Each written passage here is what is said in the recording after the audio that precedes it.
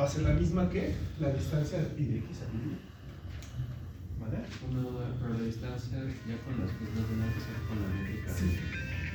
Mala costumbre que luego uno tiene, que cuando ya queda como muy clara cuál es la métrica, se le olvida ponerla, pero sí. O sea, aquí sería de prima, ¿no? O sea, sería con la métrica del nuevo espacio sobre el que estás cayendo. ¿Vale? El día de ayer les traje el de Guillemín, el libro de antropología diferencial, y al final del día ni lo di. Entonces, pues, porque me comí un poquito el tiempo. Entonces, a partir de ahí, ahorita tengo una serie de ejercicios que pues les dejo, lo que les platico de otra cosita. Y las primeras personas que lo resuelvan, pues entre ellas se van a llevar el libro. ¿Vale? La primera pregunta siempre está un poco sencilla. Es justamente, te tomas dos espacios métricos, te tomas una isometría entre... No es isomorfismo, es isometría. Te tomas una isometría biyectiva, bueno, pues viene la afirmación de que la función inversa de nuevo va a ser una isometría. ¿Vale? Entonces este va a ser el primer ejercicio que les voy a dejar. ¿Queda claro qué es lo que se está pidiendo y qué es de donde estamos partiendo para esta proposición? ¿Vale? Bueno, a partir de ahí, la siguiente, justamente, es una pregunta. ¿Cuáles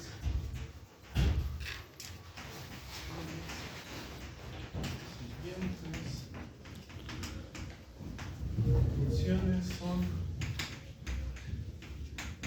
isometrías y cuáles no?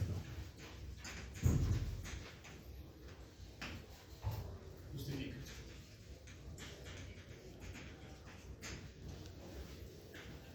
La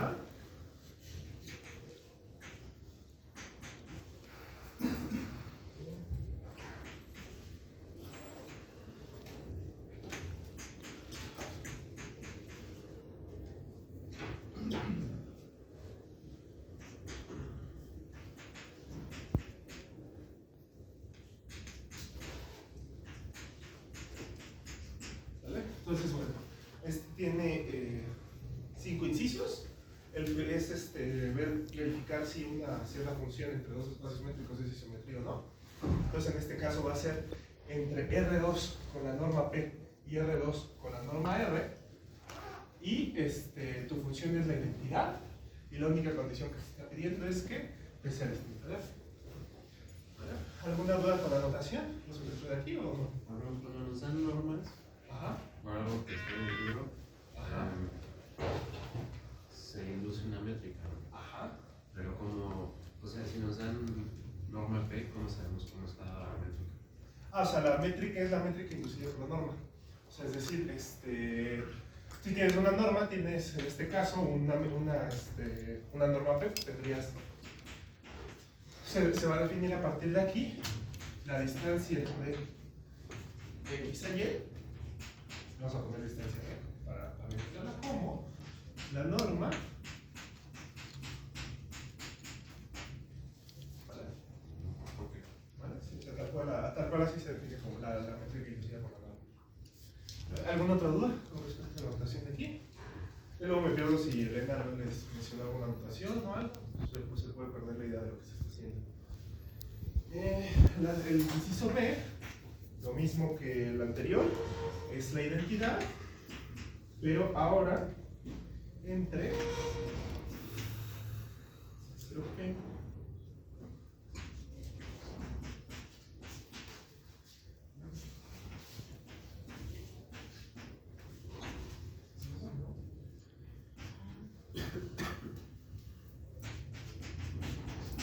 lo mismo, pero ahora, ¿saben a qué se refiere esta notación de aquí? ¿De casualidad? Las funciones continuas, perfecto. En el intervalo 0,1, en los reales. Y esto quiere decir que van a tener la norma P. ¿Vale? Las funciones continuas. ¿Sí? ¿Las Cs de clase? Las Cs de clase, sí. Sí. Sí, sí, sí. Clase 0, ¿no? Ajá. Sí, de hecho, justamente ahorita vamos a jugar un poquito con. Ahora en lugar de cambiar estas, cambiar estas. La otra pues sería C, la inclusión.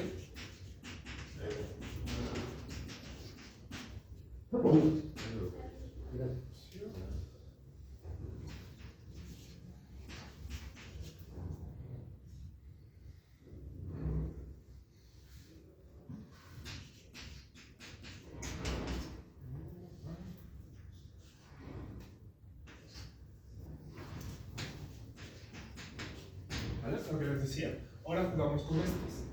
¿Qué quiere decir cuando aquí tenemos un 1 en lugar de un 0? Continuo y derivable. Sí, más bien, justamente, ¿no? O sea, porque derivable implica continuo. Entonces, no se diría mucho con eso. Más bien son las que son derivables y su derivada es continua.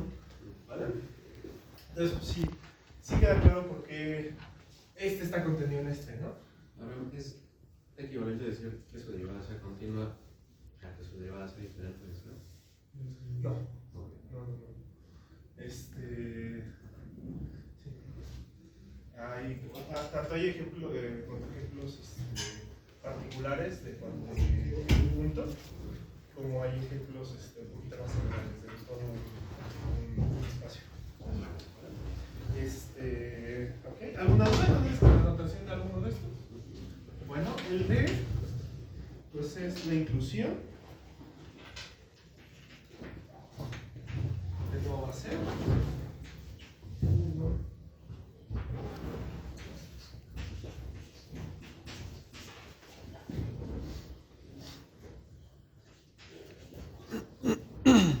Esta es una vega garigoleada, normalmente no me sale bien, por eso no me animé a hacerla, pero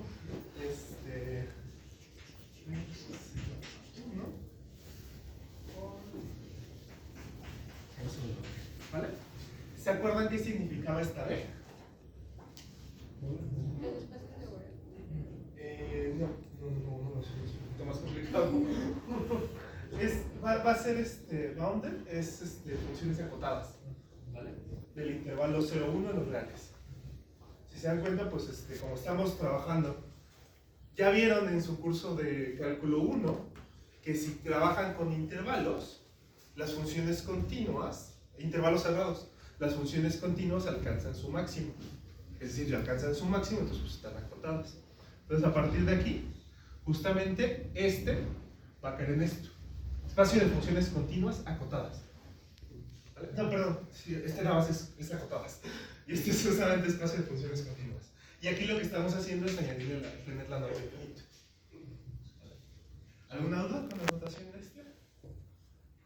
Y el justamente, la función phi.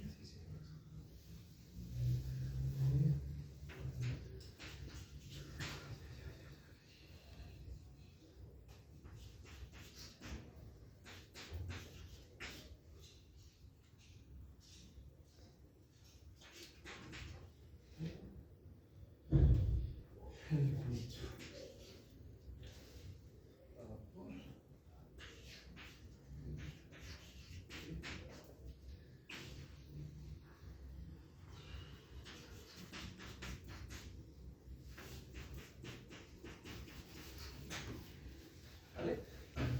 Creo que no están familiarizados todavía con esta notación. ¿Vale? Esta notación es una notación para denotar sucesiones. ¿Vale? Y es decir, pones entre paréntesis cómo se va a comportar cada elemento K. ¿Vale? Y bueno, de hecho, esto no se restringe solamente a sucesiones, se tiene de forma más general. Y luego nada más especificas a qué conjunto cae, ¿no? O sea, normalmente esta notación se denota como con I perteneciente a un conjunto de índices. ¿Vale? Bueno. Una pregunta. ¿Qué pasó? En el inciso A, el subíndice de la R, ¿qué quiere decir? El subíndice de esta R, ¿no? De ambas. ¿De ambas? Sí, Pues, es la norma, en este caso quiere decir que es la norma P. O sea, vas a estar trabajando este espacio métrico con la norma P. Y en este caso con la norma R, ¿no? Aquí solamente lo único que se hizo realmente fue simplificar notación, porque en la notación que tenemos para espacios métricos, esto más bien sería, el primero sería R2 con la norma P, ¿no? Y el segundo pues, sería R2 con la norma R, solamente que pues ya luego lo simplificas así, ¿no? Lo mismo pasó con los ¿Y cuál es la norma R? O sea, es la misma es la misma que la norma P, solamente que pues se está especificando que P sea distinto de R. O sea, se define de la misma forma que es como se define la norma P, pero pues está suponiendo como hipótesis que P y R son distintas. ¿Vale?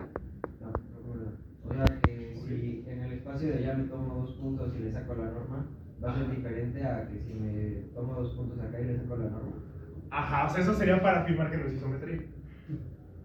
Ah, ok. ¿Vale? Sí, justamente, o sea, ya como que le planteaste la respuesta a en la parte, pero sí, o sea, técnicamente si quisiéramos ver si es isometría, pues lo que tendríamos que hacer es ver que si yo me tomo 2 puntos arbitrarios en R2, van a coincidir en su norma.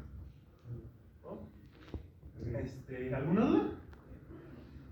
¿Sobre votación? ¿Sobre algo? Sí, ¿Qué o pasa? sea, la idea de isometría, Ajá. como la planteaste ahí, Abraham, Sí. está dado para métricas. Ajá. Pero se extiende a norma de la misma manera. Es que si tienes una norma, vas a tener una métrica inducida. Entonces normalmente se va a trabajar ya con la métrica inducida. Pero no es un sí solo sí, ¿no? O sea, si tienes norma, tienes métrica, pero que tengas métrica No implica que tienes norma. Sí, no. Si hay un concepto, ahorita se me va el nombre, pero que es necesario para cuando trabajas con normas, pero donde pides que aparte se preserven otras propiedades del espacio en el que estás trabajando. ¿Vale? Pero eso ya es un poquito más de temas de análisis funcional, cuando empiezas a estudiar eso. O sea, porque luego no nos va a interesar solamente que sea un espacio métrico, sino que también nos va a interesar que sea un espacio métrico y un espacio vectorial, el objeto. Entonces, cuando tienes una función que preserva distancias y aparte preserva las operaciones, es decir, sea un isomorfismo, también nos va a interesar ahí. Y que pues ya como tienes o sea, como estás teniendo un espacio vectorial y una norma para ese espacio vectorial, pues ya deja de ser tan importante el que es una métrica y nos empieza a interesar más esa norma. ¿Alguna otra duda? Sí. ¿Qué pasó? ¿No dijiste que era la métrica para el conjunto de funciones acotadas? Va a ser el supremo. Ah,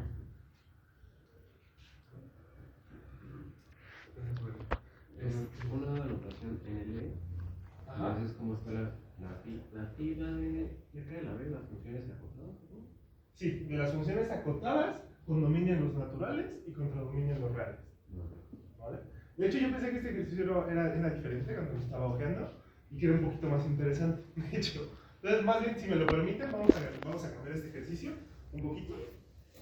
Porque ya, sabes, es la respuesta para es sí, porque estás hablando de lo mismo. ¿Podrías ¿No? mostrar cómo sería la demostración de algún inciso del que prefieras? Ok, vale, está bien. Pero bueno, les digo, con mejor vamos a cambiarlo un poquito y vamos a meterle aquí los reales. ¿Vale? ¿Y qué era para L infinito? Va a ser el espacio de sucesiones con la norma infinito. El espacio de sucesiones acotadas. ¿Vale? Y lo mismo va a ser el supremo. Pues los de ahí. ¿Vale? Entonces, si les digo, así siento yo que se vuelve un poquito más interesante. Un poquito más de irlo pensando. Si cambiamos los naturales por los reales. ¿Vale? Justo, le reitero, esto quiere decir espacio de funciones acotadas. Y aquí este es su mínimo y este es su contradominio, de los reales en los reales. ¿Vale? A siempre se le pone la norma, la norma infinito, es decir, el supremo. Y si se dan cuenta aquí, ya nada más me estoy tomando, ya no estoy evaluando en cada uno de los reales, sino que nada más me estoy tomando las evaluaciones en los números naturales. ¿Vale? Entonces vamos a decir, siento que es un poquito más interesante si le hacemos ese pequeño cambio. No, de por notación, el infinito, como dices, el espacio de situaciones, pero con la métrica. ¿Es métrico o es norma infinita? Sería norma. No, okay. Sí, porque de hecho, justamente, o sea, lo que se hace es definir defines la norma y a partir de ahí tienes su métrica.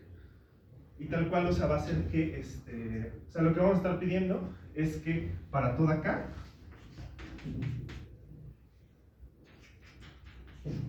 se tenga que, más bien existe una, vamos a llamarle, ¿qué letras solemos usar? M.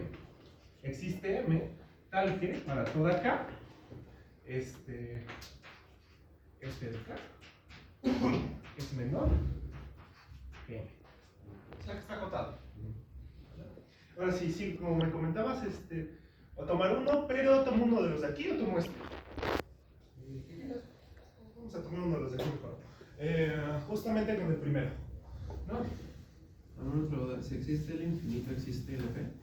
¿Si existe qué? ¿El infinito existe LP? Sí. No saben que no han visto el EP, pero sí, sí, justamente. Y va a ser va a ser totalmente análogo lo de LP a lo que hicieron con RP, con CP, con todos esos. ¿Por qué? O sea, esto supongo que lo van a ver tanto temprano como mañana porque este sistema es importante. Se va a definir como, LP va a ser igual al conjunto, al espacio de sucesiones naturales, tal que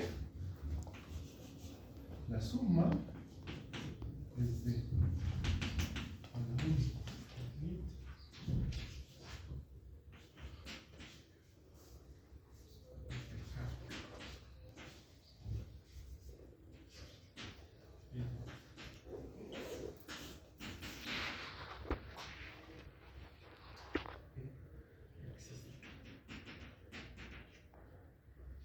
tal cual se va a definir como este conjunto. Es decir, el conjunto donde esta serie existe. Normalmente, de hecho, un poquito ya después van a ver que como estos son números reales positivos, aunque te dé infinito, se empieza a decir que siempre existe. Entonces, a partir de ahí, pues, ¿cómo lo vamos a denotar que sí de verdad va a ser un número finito? Normalmente nada más se pone menor que finito. Así les digo, no se preocupen, van a estudiar un poquito más a detalle este espacio con Elena, porque es un tema muy importante de análisis matemático 1, pero pues ya les adelanto que va por ahí la cosa, ¿no? Y que les digo que esto es totalmente análogo a lo que se estuvo haciendo con RM. ¿Vale? ¿Alguna otra duda? Bueno, ahora sí. Entonces, voy a tomar el inciso A.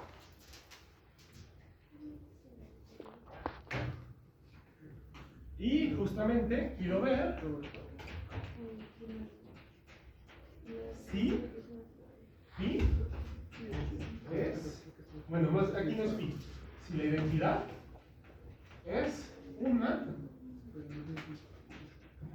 isometría, ¿vale? Entonces me tengo que recapitular al significado de isometría. Y de isometría quiere decir que preserva distancias. Entonces, ¿qué me va a querer decir eso? Me va a querer decir que tengo que ver que para toda x, y perteneciente a R2 se tiene que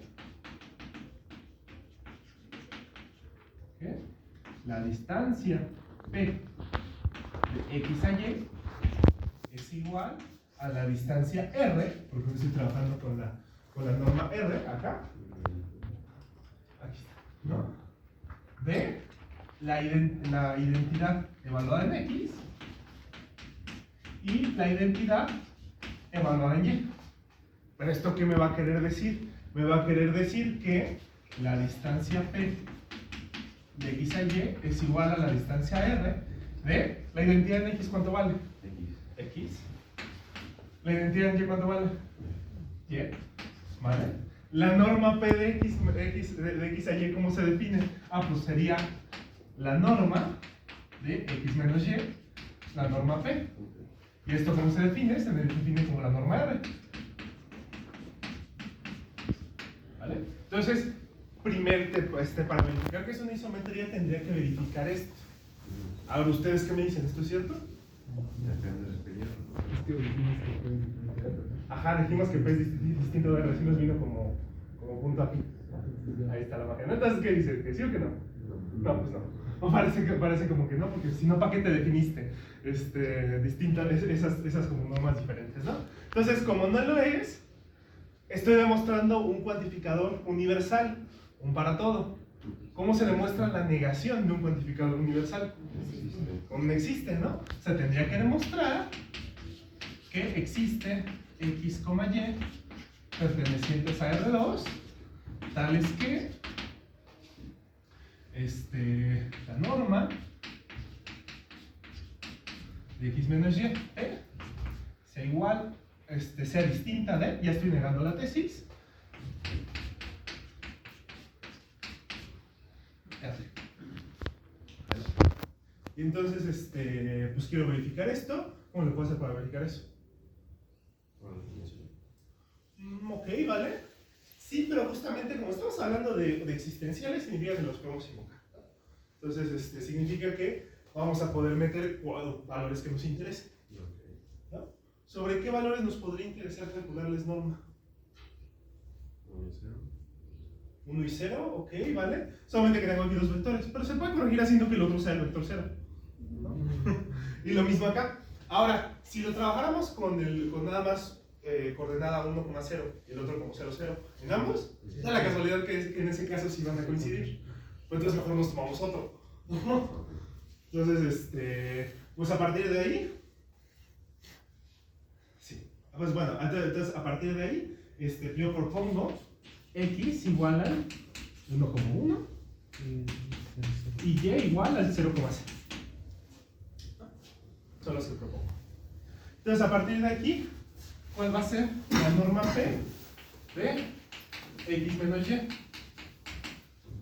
1,1 menos 1,1 menos 0,0. Esto será igual a la norma del 1,1. ¿Y esto cuánto es igual? a la suma de... Ok, vamos a tener dos elementos. ¿No? O sea, sería la raíz P ¿de qué? De 2. Sí, ¿no? Porque sería 1 a la P más 1 a la P. Me va a quedar raíz P de 2. Y en cambio el otro, ¿cómo me quedaría? Raíz décima de 2. Raíz de décima de 2. Y estas son distintas.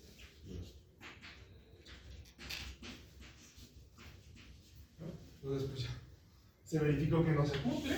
Vimos el contraejemplo. Es con R, ¿no? La raíz. Ah, sí. Entonces, pues ya. Con esto tenemos el contraejemplo. Se verificó que no. Entonces, pues hemos comprobado, hemos demostrado que esta no es una isometría.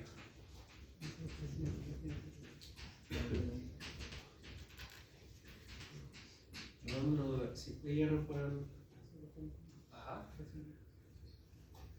proporcionales, tampoco se cumpliría que es una simetría. No, tampoco se cumpliría. También sería interesante verificar en qué casos, en qué conjuntos se verifica esta propiedad. ¿Vale? Porque pues ahora, ya sabemos que ese nunca va a contener al 1,1, ¿no? Pero faltaría verificar qué podemos hacer. ¿Vale? ¿Alguna otra duda que tengan? Les digo, así se hacen todos. Primero es ver si sí cumple esto. Uno en la mayoría de ejemplos puede decir intuitivamente, yo creo que este sí, yo creo que este no. Y con base en eso, o aventarse directo a la demostración, o verificar el contraejemplo. Como comentaba, solamente se ¿Un cumpliría. segundito? No, ¿sabes qué? Estaba tomando, entonces un segundito. ¿Qué pasó? Nada más. Es como demostrar inyectividad de la isometría. Es como demostrar inyectividad de la isometría. Al final de cuentas, si tienes dos valores aleatorios en nuestra función, Ajá. entonces si nos dan el mismo número, Ok, ya. digo, no sé, pensando lo que En el contraejemplo que el contraejemplo sí, o sea, es como tratar de demostrar si es inyectivo o no. no sería como tal demostrar eso, pero entiendo la analogía. Y sí. Sí, va muy parecido, ¿no? Es para justamente, si tuviéramos un recetario de qué hacer para verificar, sería partir de esto. O bueno, más que partir de eso, porque eso es en el caso particular, es partir de esto. Y ver cómo, por serie de igualdad, de equivalencias de sí, solo sí, terminas llegando a X igual a Y. No, X igual a Y no, pero algo que sea verdadero. Son iguales. Sí. ¿Vale? Ahora, Ahora sí, ¿qué pasó? Lo que decías, ver dónde esto se cumple. Ajá. Pues estamos en área de no será como el cuadrado unitario dentro de. Ajá, no, tampoco dentro del poco. No, tampoco. Sí. Es interesante, Bueno, inténtalo un poquito y si quieres al final te doy respuesta. En dado caso, ¿vale? A quienes tengan duda de dónde puede ser. ¿Vale? ¿Alguna otra duda? En el inciso B, nada más de notación. Ahí son las funciones de clase 0 con norma P. Sí. Sí, o sea, escrito correctamente esto pues sería C0, 01 con la norma P. Y escrito correctamente esto pues sería C0, 01 con la norma G.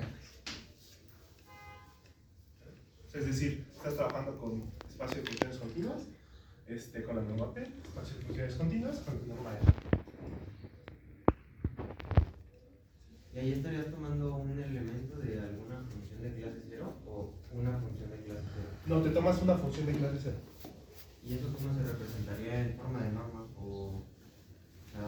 Porque aquí tenemos, pues, de alguna manera pasamos a la norma, ¿no? Vale. No sé si esto, entonces, todavía no lo han visto con Elena, pero la norma P de ese espacio se definiría como la de 0, 1.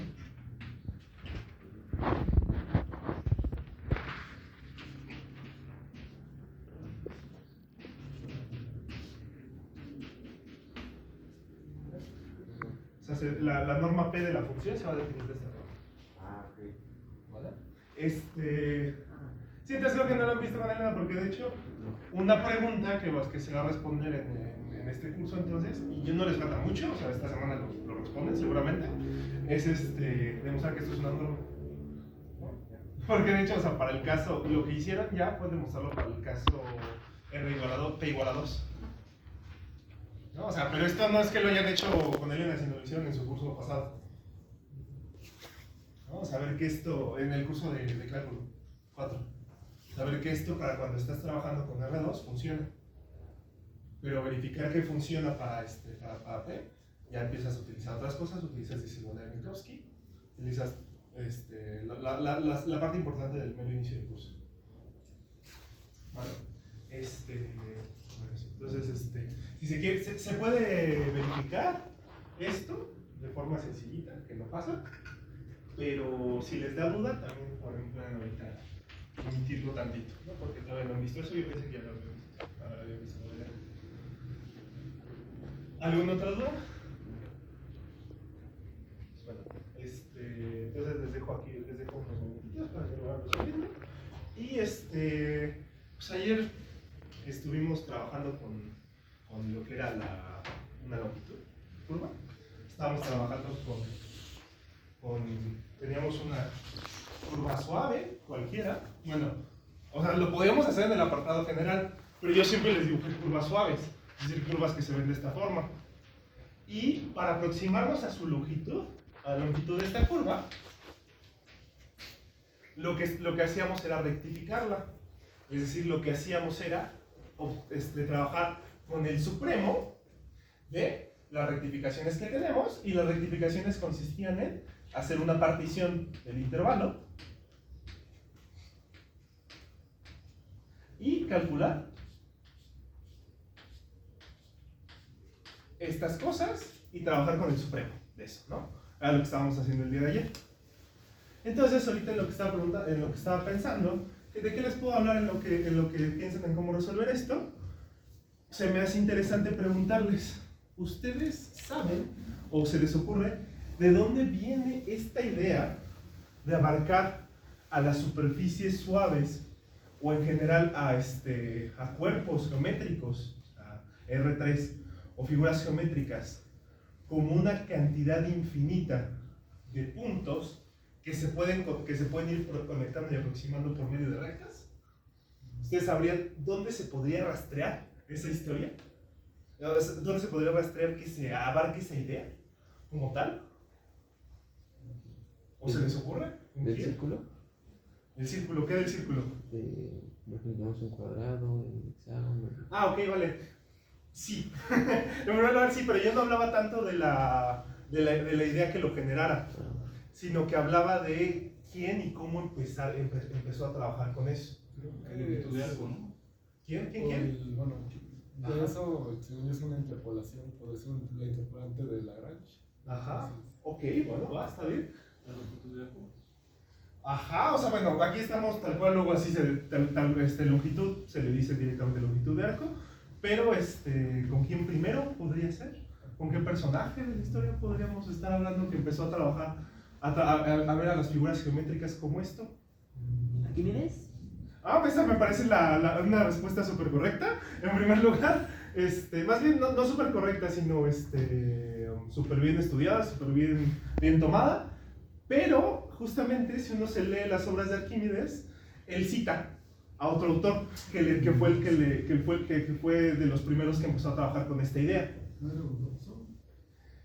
Ok, de Eudoxo no se conserva prácticamente nada, entonces sería un poquito difícil. Hablan mucho, pero hablan mucho solamente los matemáticos. Eudoxo se convierte en uno de esos personajes de los que no se conserva nada, pero fue tan importante que hablan de ellos. El personaje que voy a proponer ahorita es otro personaje que entra en esa categoría. O sea, esta persona súper prolífica escribió, pero no se conserva absolutamente nada de lo que escribió, ¿no? Y solamente tenemos citas de varios autores posteriores. Sobre todo, pues quizás con esto ya les doy la respuesta, sobre todo tenemos un montón de citas de Aristóteles, hacia ese autor, y tenemos un montón de citas de Diógenes Laercio, y tenemos un montón de citas de Plutarco, de este autor, ¿vale? De quien les voy a decir es justamente esta idea se puede rastrear en Demócrito. ¿Vale? ¿Habían escuchado de Demócrito? Seguramente escuché así, pero algo que se dijera de él, o algo que se dijera de este personaje. Sería atómico. Sí, ok, sí, se le nombra junto a Leucipo el padre del atomismo. ¿Qué fue lo que pasa con si quieren ubicar más o menos por tiempos dónde se puede ubicar a Demócrito, sería Diógenes Laercio menciona que era un año más viejo que Sócrates, ¿vale? Entonces, muy contemporáneo de Sócrates.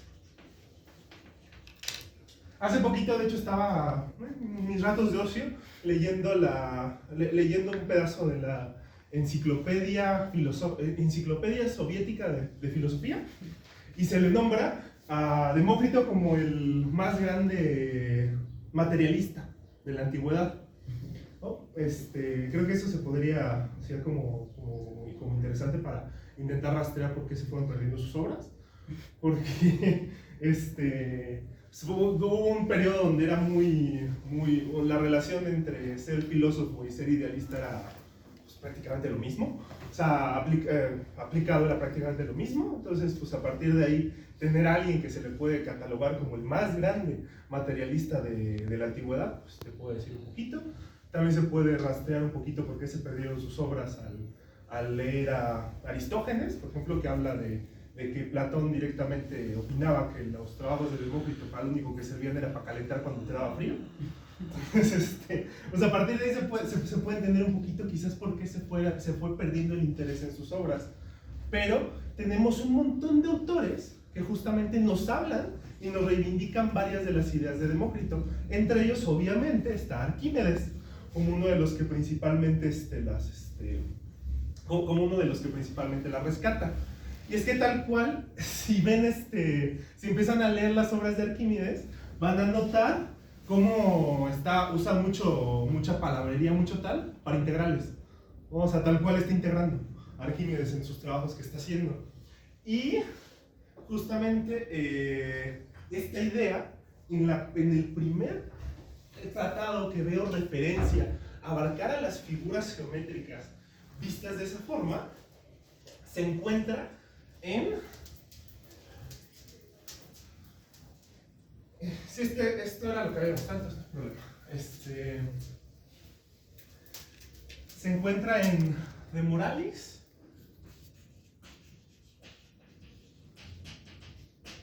de Plutarco, en la sección que se conoce como Tratados contra la escolástica, en la, lo separa como por párrafos, en el párrafo 39. ¿Vale? ¿Qué es lo que menciona aquí? Menciona de hecho dos cosas súper interesantes Plutarco en esta de acá. De Moralis no fue una obra que escribió Plutarco, sino que Plutarco escribió un montón de cosas y llegó alguien y la recopiló y le puso a su obra de Moralis. ¿No? ¿Qué es lo que menciona Plutarco aquí? Primero menciona una discusión muy oscura respecto a respecto al cálculo del volumen de una pirámide. El cálculo de volumen en la antigüedad realmente no se refiere a calcular volumen, llevar los números, sino se refiere a compararlo con algún otro objeto geométrico que conozcamos un poquito mejor. Principalmente un cubo, ¿no? O sea, decir, intentar comparar en volumen cuando un cubo puede ser igual a una pirámide, sin tener el concepto de número en ningún momento, ¿no? Les digo, menciono un pasaje muy oscuro en el sentido de que poco se entiende de qué era de lo que estaba hablando Plutarco en ese momento, que estaba criticando a otro autor, y de repente menciona a Demócrito. Y lo que menciona de Demócrito es el problema del cono. ¿Vale? Que si me lo preguntan a mí también es un pasaje un poquito oscuro, o sea, un poquito que no se entiende. Cuesta un poquito de trabajo entender bien qué era de lo que estaba hablando en esos momentos Plutarco, referenciando a Demócrito, pero en términos generales en lo que coinciden la mayoría de historiadores de la ciencia, como lo es Thomas Hett, es que lo que hizo, de lo que se estaba planteando era Demócrito tengo un cono y yo lo que hago es partirlo con un plano paralelo a la base del cono. ¿Vale? Y tarde o temprano me puedo hacer la pregunta, ¿qué es más grande?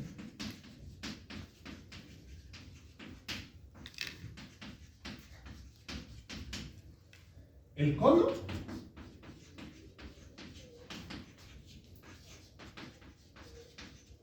¿O está el cono que queda? ¿O el otro cuerpo que queda?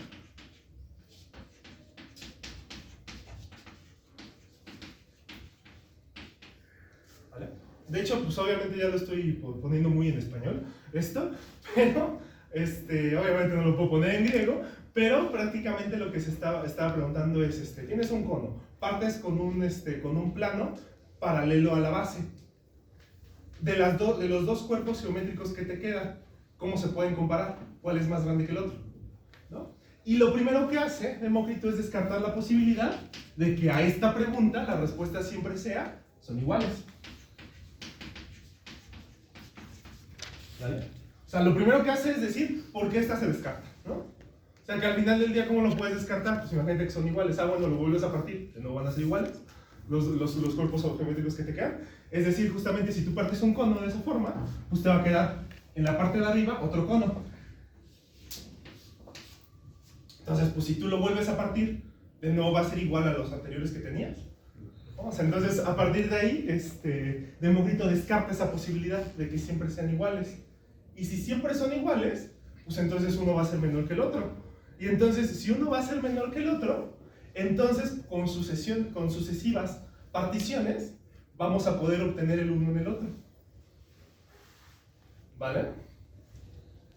Sí, o sea, porque puedo empezar a pensar en partirlo de distintas formas, el cono. Más bien, o sea, sigo haciendo particiones con todo esto, tanto puedo hacerlas como para abajo como para arriba, para ir obteniendo distintos objetos. Al final puedo ver a uno como el límite del otro. Es decir, justamente, interpretando a Arquímedes con la interpretación que dio Demócrito, con lo que nos llegó de Plutarco, con lo que yo interpreté, o sea, con un montón de brincos que hagan que probablemente esté diciendo pura cosa sin importancia, ¿qué es lo que podemos decir? Que puede empezar a ver al cono ya no como este cuerpo geométrico, sino como una infinitud de Y concepto de infinitud obviamente sí lo tenían los griegos, ¿no? No estoy metiendo anacronismos ahí, ¿no?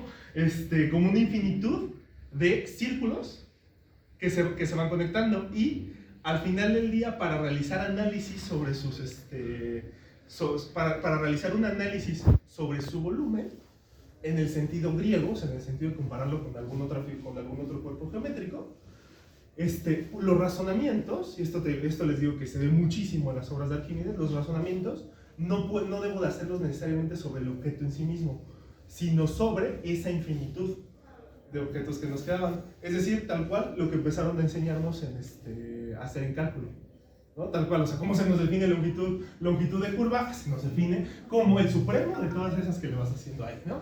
Cómo se define, eso lo hicieron para definir también área bajo la curva, eso lo hicieron también para definir el volumen de un cuerpo de un sólido en revolución, eso también lo hacen para definir el concepto de medida, porque se hace lo mismo con la integral de Lebesgue, es decir, tal cual esa idea con la que estaba trabajando Demócrito ahí, ¿vale? Y de hecho, o sea, hay como muchísimo interés en este párrafo por el apartado de Demócrito. Pero es que Plutarco no nada más menciona el problema del cono de Demócrito, sino que menciona también a otro autor que empieza a decir esto de acá no tiene sentido. Empezar a hacerse la pregunta de qué es más grande, porque no tiene sentido hablar porque más bien puede tener sentido empezar a hablar de objetos que están, o sea, en este caso pues voy moviendo dónde voy a cortar. Entonces pues cabría uno hacerse la pregunta en un primer momento de ¿podré cortar con el plano, podré cortar el cono con el plano que está nada más un punto desplazado de distancia del anterior? Ya saben que pues para la matemática moderna no podemos hacer eso, pero pues cabe hacerse la pregunta, ¿no? ¿Y qué fue lo que respondió esta otra persona respecto a este problema? Lo que respondió es, no tiene sentido porque podríamos estar hablando de una distancia más pequeña que una distancia, es que si les digo la palabra ya va a sonar hacia dónde voy, una distancia infinitesimalmente pequeña. Y a partir de ahí justamente se le nombra como uno de los primeros tratados que hubo sobre el concepto de números infinitesimales.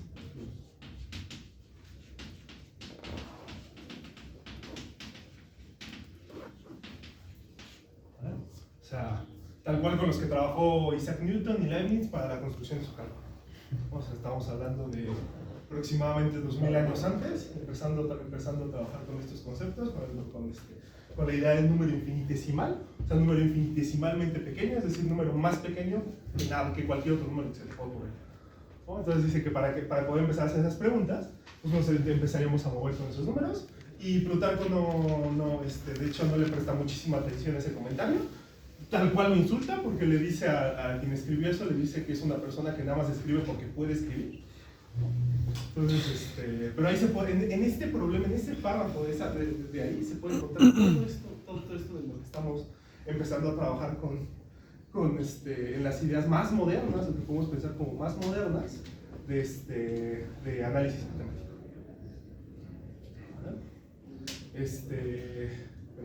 ¿Alguno ya terminó de responder alguna de estas preguntas?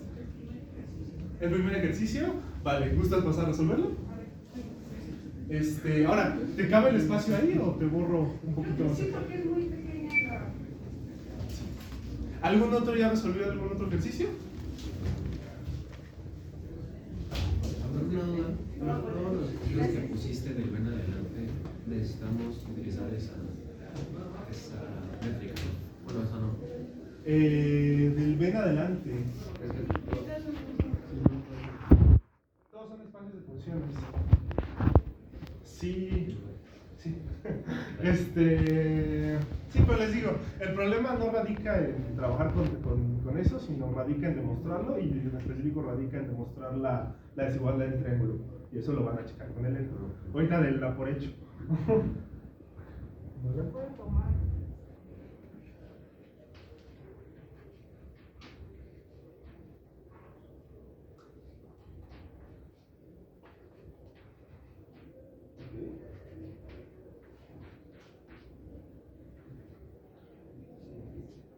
Ajá.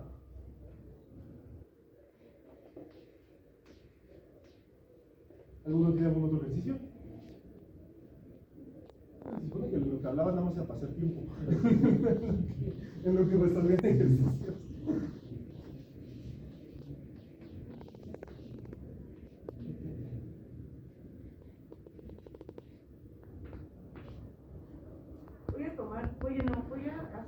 tenemos que, esta es una isometría objetiva. Voy a definir primero Y1 como phi de x1 y Y2 como phi de x2. Y ya como que jugar con eso, pero empiezo entonces con la definición de isometría, porque ya tenemos, bueno, ya es una isometría, entonces, ¿sí se alcanza a ver ahí?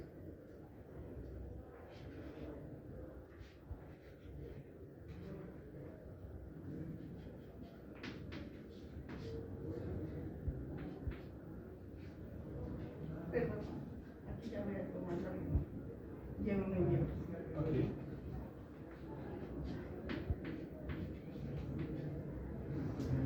La de Y1 y Y2, pues ya nada más, primero pues sustituyo como lo nombré.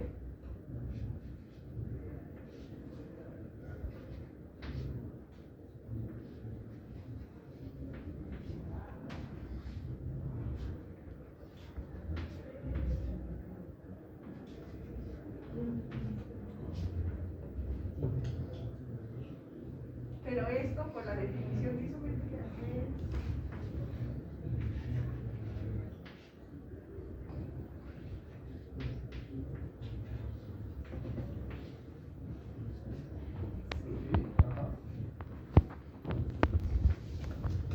y aquí es donde creo que, o sea, como que puedo ponerle, como es biyectiva, puedo sacarle la inversa, ¿no? Ajá, ok. O sea, más bien es que justamente o sea, por cómo te lo construiste, Ajá. vas a tener que x1 es igual a phi a la